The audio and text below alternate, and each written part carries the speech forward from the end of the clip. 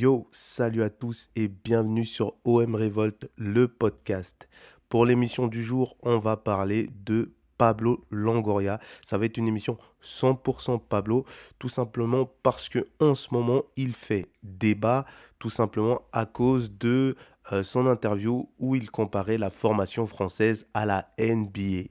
Alors, j'ai les articles devant les yeux pour pas dire des conneries. Donc, je pense que c'est mieux d'avoir les articles. Alors, il disait qu'en France, on forme des joueurs très individualistes, sans concept réellement concret de jeu, précisément parce que l'on cherche encore cette identité. En France, il n'y a pas un modèle de jeu établi. Objectivement, si on analyse le marché global, c'est l'un des pays qui exporte le moins d'entraîneurs, ça c'est vrai. Ils ne vendent pas d'idées collectives, mais au niveau individuel, c'est le pays qui exporte le plus de joueurs parce que le joueur français continue à jouer dans la rue, spécialement dans les banlieues de Paris, Marseille et Lyon. Là-bas, les enfants continuent à jouer dans la rue et cela contribue à ce que leur formation individualiste les aide à marquer des différences, mais ils ne sont pas formés pour répondre à un modèle de jeu précis. Donc, on peut comprendre les réactions, parce qu'il y a eu des réactions, c'est logique. Quand on dit que la formation française ne sort que des joueurs individualistes, entre guillemets, des individualités, donc c'est-à-dire qu'elle ne forme pas réellement un collectif dans la manière de jouer. Et forcément, ça a tiqué aux oreilles de la Fédération française de football, notamment Hubert Fournier, le directeur technique national, DTN comme on dit, et donc il a tenu à réagir et il a dit: j'ai trouvé cela excessif d'expliquer la formation française juste par le fait que des joueurs jouent dans la rue. C'est un raccourci assez déplaisant parce que la réussite de la formation française ne passe pas ne passe que par des enfants qui jouent ne passe pas que par des enfants qui jouent dans la rue.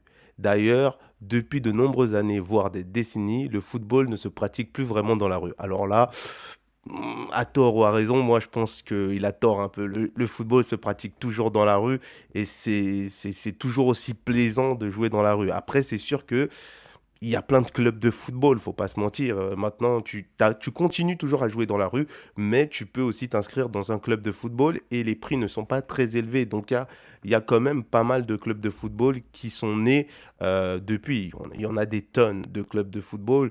Même quand tu es dans un club de football, tu peux effectivement aussi jouer dans la rue. Donc, mais on commence toujours dans la rue, c'est la base. En France, faut pas se mentir. Beaucoup de joueurs, il y a très peu de joueurs qui vont se dire: j'ai commencé à jouer au football dans un club. À moins que tes parents sont des espèces de bourges et que tu n'as jamais mis un pied dehors et que du coup, comme ils veulent bien te former, du coup, ils t'inscrivent directement au club et puis ils voient que tu es claqué et ils t'inscrivent à la danse classique. Parce que là, c'est pas possible. Tu te fais dans la rue au début, tu joues un peu avec les amis et puis là, tu te dis: j'ai envie de jouer vraiment au football avec des règles spécifiques parce que dans la rue, il n'y a pas vraiment de règles. Tes cages, des fois, c'est n'importe quoi. Et donc là, tu décides maintenant, tu demandes à tes parents, bien évidemment, tu as compris, il faut avoir les finances, parce que bon, c'est pas super cher, mais quand même, ça dépend des familles. Et là, après, là, tu t'inscris dans un petit club, et puis voilà. Donc, sur ce plan-là, oui, je suis d'accord et pas d'accord, parce que oui, le football commence toujours dans la rue. Donc, que ce soit à Marseille ou sur l'ensemble des territoires français, il se pratique dans les clubs, voilà, c'est ce que je disais, dans les installations sportives, il y a plein de clubs qui n'ont pas les fonds. Et là, moi j'étais dans un club de football et je peux vous dire, niveau installation, faut pas se foutre de la gueule du monde. Même nos chiottes, elles étaient extérieures, c'était des chiottes de travaux. Donc à un moment donné, il faut arrêter les conneries. Installation, les balles, fallait limite, on ramenait nos ballons pour que ça fasse plus de ballons. Après, chacun son club. Donc, ouais, c'est une pratique encadrée, le parcours des jeunes vers le haut niveau est piloté par la direction technique nationale, il est organisé et ce n'est pas simplement un jeu sauvage qui permet à nos joueurs de nous représenter sur la scène internationale. Alors le jeu sauvage, moi j'ai trouvé ça vachement brutal. pour désigner le foot de rue. Jeu sauvage, c'est pas vraiment sauvage quand même, faut arrêter ces conneries. Le football peut être très structuré dans la rue aussi, hein. On a des city stades où voilà, on organise des tournois. Non, c'est pas un jeu sauvage, bon, il faut arrêter, bon, c'est sûr qu'il a été piqué par ce fait de football qui est né dans la rue et qui les joueurs se forment dans la rue entre guillemets pour ensuite, être, être, être intégrés dans le football français. C'est dur pour lui d'entendre ça. Je peux le comprendre, mais bon, après, dénaturer le football de rue, parce que c'est la base, hein. Beaucoup de joueurs aujourd'hui en Ligue 1, tu vas leur dire, t'as commencé où? Il va te dire, bah dans la rue, mon gars, c'est normal. Bah ouais, j'ai joué dans la rue et après, je suis allé jouer dans un petit club et puis voilà, et j'ai été repéré, etc. Enfin, j'en sais rien, où je suis parti au centre de formation, j'ai fait des détections, etc. En tout cas, la rue, c'est la base, hein, c'est la base de la majorité des footballeurs. Donc, voilà. Après, c'est pas, est-ce qu'elle est formatrice? Non, mais elle crée de l'individualisme, c'est vrai. Parce que quand tu te construis dans la rue, ben en fait, tu te construis une personnalité de jeu qui t'est propre, en fait, ta façon de jouer à toi, tu vois. Donc tu te crées déjà. On te forme pas à devenir ce que tu es en tant que footballeur. Je pense que c'est ce que voulait dire Longoria. Maintenant, après, je sais pas si ce que je dis est clair. Mais en tout cas, moi, c'est comme ça que je l'ai compris. Lui, il n'a pas compris de cette truc. Donc, il a été étonné, Hubert Fournier, de cette comparaison de NBA, donc la rue. Parce qu'en NBA, c'est exactement vrai. En NBA, la majorité de ces joueurs-là, bah, beaucoup se sont formés dans la rue. Et donc, oui, la NBA, c'est ça. C'est aussi beaucoup la rue. C'est beaucoup la rue. La NBA, la rue, c'est très formateur pour les joueurs de NBA. Aujourd'hui, si on a du spectacle en NBA, c'est parce que ces joueurs-là, bah voilà, ils se sont formés dans la rue parce que c'est certains gestes techniques, certaines maîtrises de passes, de feintes, etc. Bah en fait, tu les trouves dans la rue parce que c'est là-bas que ça a été créé, limite. Et après, après tu vois ça tu vois ça à la télé, officiellement dans un match, mais tu sais que la base de la majorité des gestes techniques que tu vas voir en NBA, bah, ils ont été formatés, créés dans la rue. Donc toi, tu es formé dans la rue. Dans la rue, tu peux te former en NBA, enfin en NBA, en basketball, et ensuite, ça va t'aider, ça va être un plus d'avoir été formé dans la rue pour pouvoir justement te démarquer des autres qui sont beaucoup plus dans un style de basket classique. Il y a des pions, tu vois, les gens qu'on voit autour. Je sais que c'est réducteur de dire des pions, mais tu as des basketteurs, on ne connaît même pas leur nom. Des fois, dans une équipe, il y a des gens que tu ne connais pas. Mais dans des équipes de superstars, tu vois que les joueurs qui y sont, bah, c'est des gens c'est des basketteurs qui ont été formés dans la rue. Donc tu sens que ces mecs-là, ils n'ont pas commencé à jouer au basket à partir du collège. C'est des mecs qui ont toujours joué au basket et ils ont été formés, ils ont toujours joué dans la rue parce que dans la rue, tu affrontes des gens qui sont vachement des fois plus forts que des stars de NBA, hein. Mais parce que dans la rue, il y a du niveau, il y a du niveau. Mais ça, c'est en NBA. On va pas rester dans la NBA, on va repartir dans le football. On se recadre. Longoria, il a pas tort parce que le football en France, c'est vrai que on joue beaucoup dans la rue, mais c'est pas que en France. Dans plein de pays, on joue également dans la rue. Mais ce qui veut dire, c'est que au niveau collectif, il y a rien. Il n'y a pas un style collectif imprimé où tu vas te dire, putain, ça c'est le style français, tu vois, c'est le style à la française. C'est comme ça qu'on joue dans le football, c'est le football à la française. Tu peux pas dire le football à la française, il y en a pas. Il n'y a pas de football à la française. Et ça, je suis totalement d'accord. Donc s'il n'y a pas de football à la française, ceux qui créent ce fameux football, bah, c'est les individualités. Donc c'est les capacités de chacun qui crée un certain football, mais c'est pas un football à la française parce qu'il n'y a pas de style collectif. Donc sur ce plan-là, je suis totalement d'accord avec Langoria. Donc voilà. Mais Hubert Fourier, voilà, il a même dit, alors je trouve qu'il a décrit le modèle de formation français qui est reconnu on peut sans doute faire mieux. Il y a peut-être des attentes du côté de l'OM et j'espère qu'ils vont progresser. Oh le salaud. Genre nous on est claqués et du coup c'est pour ça non mais ça va pas non. Il est fou ce type. J'ai toute confiance en Nasser Largué pour cela, ouais. Donc en gros il dit comme nous on a des lacunes, c'est pour ça que Longoria il a eu cette analyse par rapport aux lacunes au niveau de la formation de l'Olympique de Marseille. Bon, il a le droit de nous piquer, il a le droit de nous piquer. Le mec, il est piqué, donc il a le droit de nous piquer. Vu que lui, c'est le directeur technique national, donc forcément, il est directement visé par ça. Mais en tout cas, ce que je voulais dire, c'est vrai qu'il y a eu une réaction qui m'a un peu étonné. Raymond Domenech. Ouais, Raymond Domenech, ouais, le type qui est parti à Nantes, il a fait je sais pas combien de matchs où il a tout perdu. Et ben le mec, il arrive quand même à venir nous parler, quoi. Il arrive à monter au créneau. Il a dit non, monsieur Longoria, l'entraîneur français n'est pas son concept concret. Vous venez de reprendre le flambeau de la critique envers les entraîneurs français, cher à tous nos détracteurs. Nous savons tous que ce n'est pas la compétition qui dirige vos choix, mais le réseau. Oh, incroyable, incroyable. Je peux même pas le prendre au sérieux, ce type. Raymond Domenech, je peux pas le prendre au sérieux. Franchement, normalement, tu devrais te taire, te cacher dans une grotte après ce que tu as fait. Mais quel style de jeu t'as imprimé à Nantes là-bas? Quel style de jeu à la française t'as imprimé à Nantes? Non, mon gars, faut arrêter. Faut arrêter. Non, mais il devrait se cacher. C'est pas possible. Ce mec-là ne devrait même pas parler. Moi, je suis un média. Il vient me voir et me dit, écoute, je voudrais dire ce que je pense. Non, non, ne dis rien. Non, je veux pas. Je veux pas. T'es nul. T'es nul. T'es claqué. T'as raté à Nantes et tu veux parler de quoi? De quel style? Y a rien à dire. Rentre chez toi. Je sais pas. Demande à ta femme de te réengager, je sais pas moi. C'est incroyable. Non mais il est incroyable ce type. Non mais bon, enfin bref. Passons parce que c'est un rigolo, hein. Domenech, c'est un rigolo. Alors, moi je vais essayer de soutenir Longoria dans ce qu'il a dit parce que je sais que ça va continuer à faire débat parce que Hubert Fournier, il a dit encore quelque chose. Je crois qu'il avait dit, oui, on a quand même, il parlait des entraîneurs, mais on a quand même, voilà. Il disait, le plus haut niveau, et jusqu'à preuve du contraire, c'est la Coupe du Monde. Didier Deschamps, le champion du monde, est quelqu'un qui a été formé en France. Zinedine Zidane, qui a gagné 3 Ligues des Champions récemment, a fait sa formation en France. L'actuel leader de Ligue 1, Christophe Galtier, est un entraîneur français formé en France. Rudi Garcia, avec qui Marseille a atteint la finale de la Ligue Europa, est un Français. Je n'ai pas encore compris à quoi cela correspondait. Voilà, l'histoire de concept.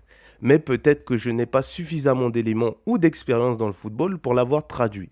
Ah ben, mon gars, si t'as pas d'expérience et que moi j'ai compris et que toi t'as pas compris, ouais, ben, viens me voir, je vais te donner des cours. Non, je rigole.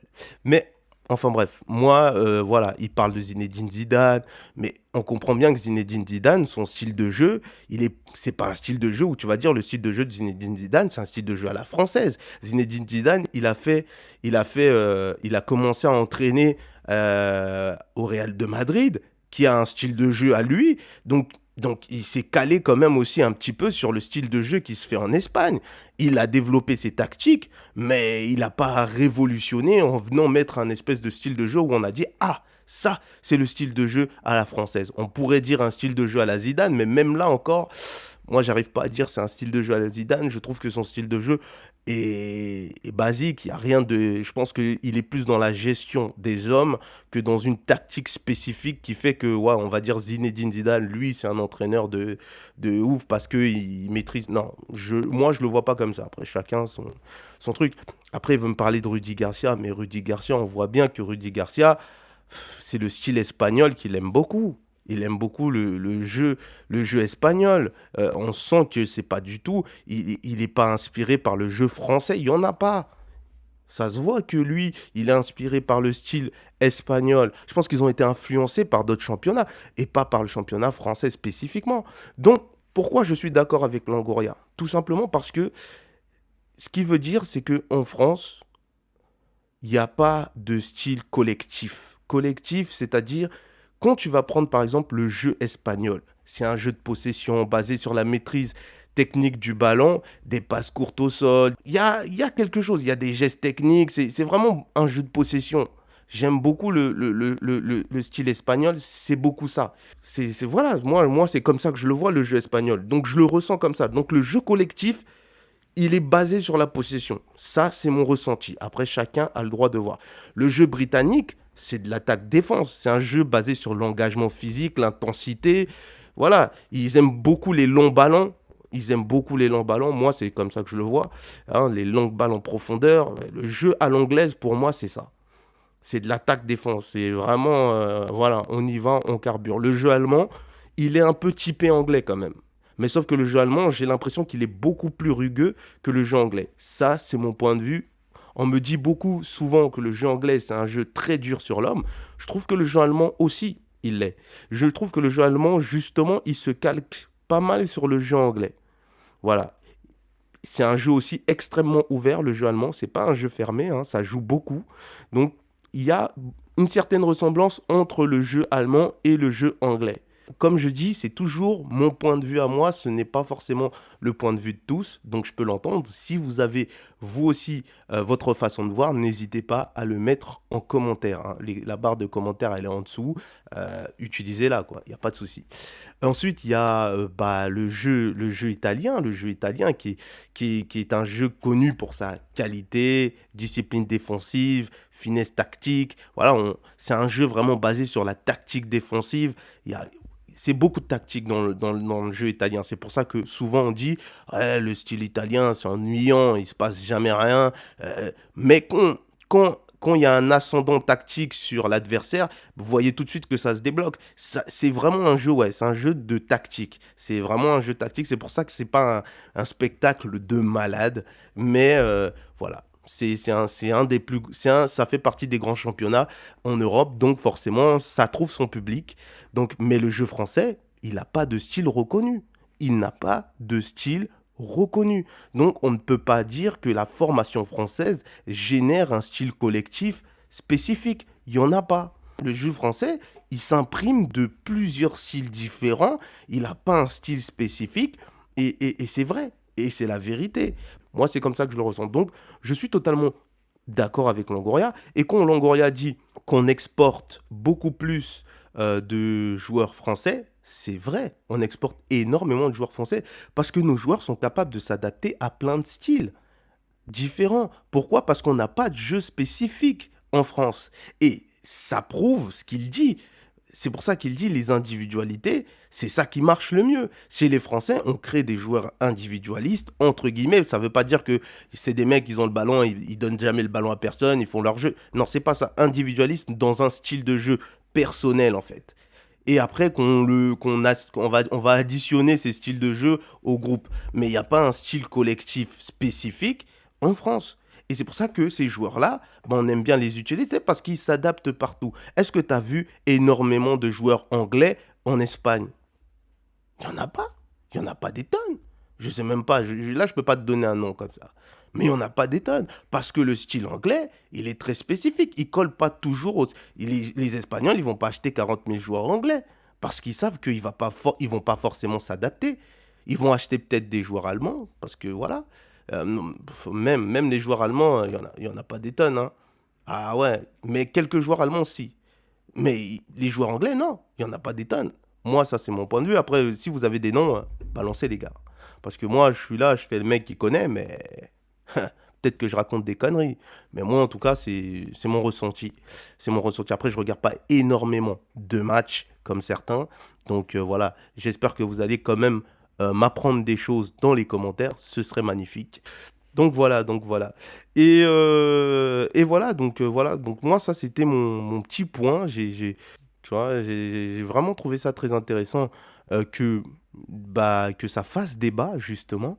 Parce que c'est un vrai débat, c'est un vrai débat. Mais si vous êtes d'accord, si vous êtes d'accord comme moi, bah, il n'y a rien à dire, c'est vrai. Le jeu français, il n'y a pas de style reconnu. Ça change tout le temps. Le jeu français, ça change tout le temps. Et ça aussi, il y a un coup on la joue un peu à l'espagnol, là-bas on la joue un peu à l'allemande, là-bas on la joue un peu à l'italien. Nous, on n'a pas de style spécifique. collectif. Il n'y a pas une formation française qui va vous apprendre un style à la française et après, selon l'entraîneur, ça va varier. Non, il n'y en a pas. Il n'y a pas de style spécifique. Donc, il a raison, Pablo Longoria, quand il dit ça. Maintenant, d'accord, pas d'accord, c'est à vous de voir. Donc voilà, c'était mon petit point, ma petite émission podcast que j'ai voulu faire très vite, donc c'est pas très très structuré tout ça, mais j'espère que j'ai été assez clair, hein, un peu brouillon parce que je l'ai fait un peu à la va-vite, je vais pas vous mentir, là je suis rentré chez moi, voilà, toute la journée je me suis dit il faut que j'en parle, il faut que j'en parle, et puis là je suis rentré chez moi, j'enregistre ça vite fait, et puis voilà, donc voilà, j'espère que vous avez aimé. Et si vous avez aimé, j'essaierai d'en faire souvent des trucs comme ça pour parler sur certains débats comme ça. Et puis voilà, donc je vous demande de vous abonner, hein. Abonnez-vous si vous aimez bien et partagez la vidéo, surtout partagez-la pour que d'autres connaissent cette chaîne. Et puis on essaye de la faire monter un tout petit peu comme ça. Après, j'essaierai, j'essaierai de faire partager, de surtout faire intervenir beaucoup de supporters pour qu'on échange en fait. Moi, cette chaîne, c'est dans le but de pouvoir créer de l'échange. Voilà, des débats, des échanges. J'aime beaucoup ça. Donc voilà. Et puis, bah, je vous dis, abonnez-vous. Ah oui, il faut aussi vous abonner à la page Instagram. Alors, je ne suis pas un média, je continue à le préciser. Je ne vais pas publier toutes les 5 secondes une publication pour suivre l'actualité de l'OM. C'est pas du tout ma page. Ma page, elle n'est pas comme ça. Je réagis simplement quand j'ai envie de réagir. Je réagis à des matchs, je réagis peut-être à des nominations, je peux réagir à des recrutements, mais je ne vais pas publier toutes les 5 minutes, oui, un tel il a fait ça, oui, il y a un avion qui a décollé, oui, truc vente. Non, non, je suis pas dans ce délire-là, je suis un supporter, pas un média. Et puis voilà. Donc je vous dis, tchuss, OM Révolte, et puis allez l'OM, hein.